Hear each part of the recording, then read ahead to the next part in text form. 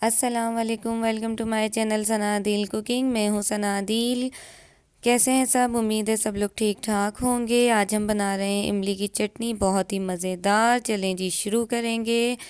और यहाँ पर इमली की चटनी के लिए हमने ली है इमली, जो कि ज़रूरी है, इसके बगैर कैसे चटनी बनेगी। 4 टेबल स्पून इमली लेकर उसे मैंने 1 कप पानी में भिगोकर रख दिया था 3 से 4 घंटे पहले, और अब मैंने 3 से 4 घंटे बाद इसके बीज निकाल दिए हैं।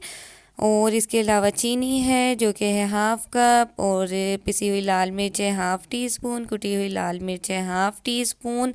ये दोनों चीज़ें आप अपने टेस्ट के हिसाब से लें, कम या ज़्यादा कर सकते हैं। काला नमक हमारे पास 1 4 टीस्पून, सफ़ेद नमक अपने टेस्ट के हिसाब से लें। इसके अलावा भुना कुटा ज़ीरा है, जो कि है 1 टेबल स्पून। और जो है इसे मैंने 1 टेबल स्पून ज़ीरा लेकर उसको भून लिया था और उसे मोटा मोटा कूट लिया है।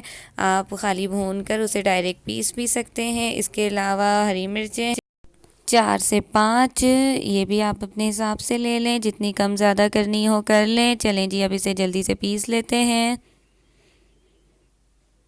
ये देखें हमारी चटनी पिस गई है, मैंने इसे ग्राइंड कर लिया है और ये बहुत ही अच्छी और मज़े की खट्टी मीठी सी चटनी बनी है। आप लोग भी अपने घर में इसी तरीके से बनाएं। मैंने ये फ़िश के साथ खाने के लिए बनाई है। आप लोग चाहें तो इसे चाट में भी डाल के खा सकते हैं। बहुत ही अच्छी और मज़े की खट्टी मीठी सी चटनी है।